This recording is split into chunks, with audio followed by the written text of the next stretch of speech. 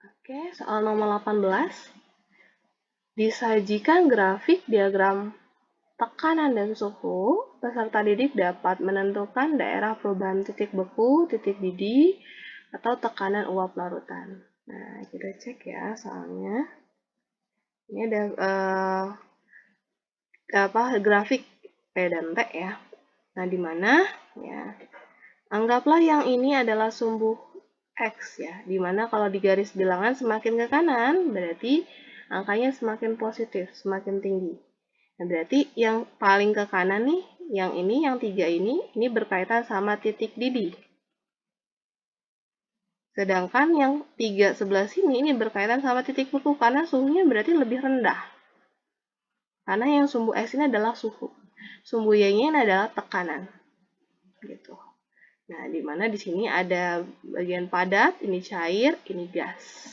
Nah, di sini ya, yang S ini adalah TBO, yaitu titik didih pelarut.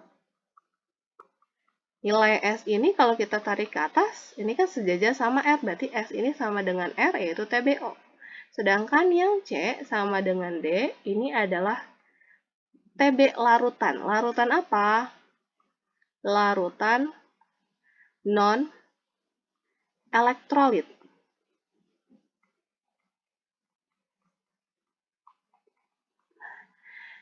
Titik didih larutan non-elektrolit.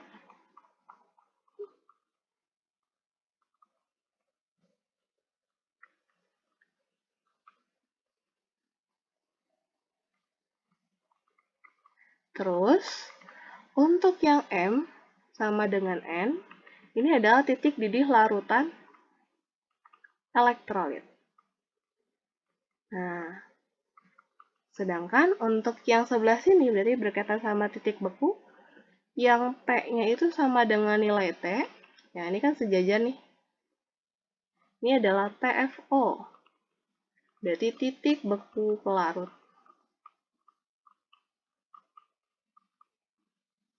Sedangkan yang A sejajar dengan E, ini adalah TF, larutan non-elektrolit. Titik beku larutan non-elektrolit. Sedangkan untuk yang K sama dengan O, ini adalah TF untuk larutan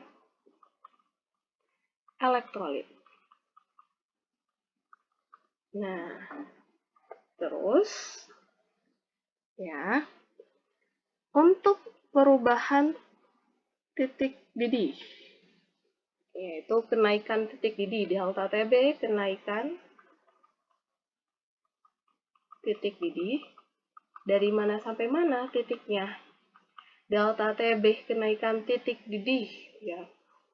Untuk larutan non-elektrolit, berarti ya dari titik didih yang non-elektrolit sampai ke titik didih pelarut, atau titik didih larutan non-elektrolit dikurang titik didih pelarut.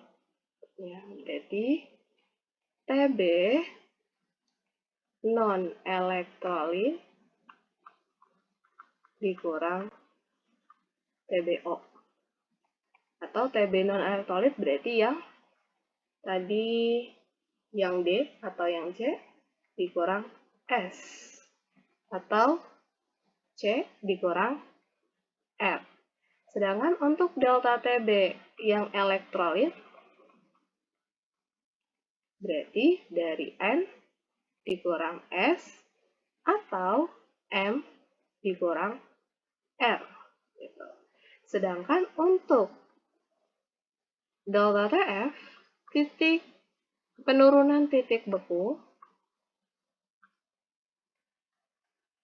berarti untuk penurunan titik beku itu adalah titik beku larutannya dikurang titik beku larutnya. Jadi, kalau untuk, jadi ini TF dikurang TFO. Kalau dia delta TF untuk yang non-elektrolit, berarti Yang mana nih yang non-elektrolit? Nah, yang ini yang A, yang non-elektrolit berarti A dikurang P. A dikurang P atau E dikurang T. Itu kalau yang non-elektrolit. Sedangkan kalau delta TF untuk yang elektrolit berarti K dikurang P atau O dikurang T. Gitu. Nah, terus ya, garis K sama L ini apa nih? Ya, garis K sama L, KL ini berarti namanya adalah garis beku. Garis beku apa? Garis beku larutan elektrolit. Kalau A sama B, berarti garis beku apa? Larutan non-elektrolit. Non-elektrolit. Sedangkan P sampai Q, berarti ini adalah garis beku pelarut. Nah, terus QR ini berarti garis didih. Garis didih apa? Garis didih pelarut. Kalau BC berarti garis didih larutan non-elektrolit. Kalau LM berarti garis didih larutan elektrolit. Nah, kalau yang ini adalah namanya garis sublimasi. Nah, ini ada titik triple. Dan ini adalah perubahan beku untuk larutan urea 2 molar. Berarti urea adalah non-elektrolit. Urea non-elektrolit. Perubahan bekunya. Yang mana yang perubahan bekunya? Berarti delta TF-nya. Yang non-elektrolit berarti T kurang E dikurang T. Gitu ya.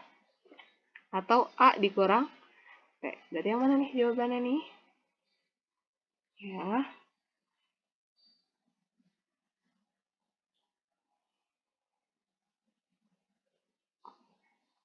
Perubahan beku larutan urea.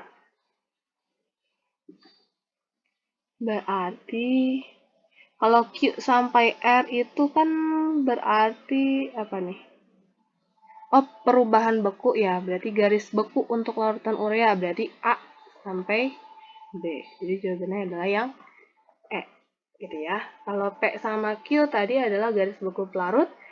L sampai M tadi adalah garis didih larutan elektrolit. B sampai C adalah garis didih larutan non-elektrolit. Q sampai R tadi garis didih pelarut. Gitu.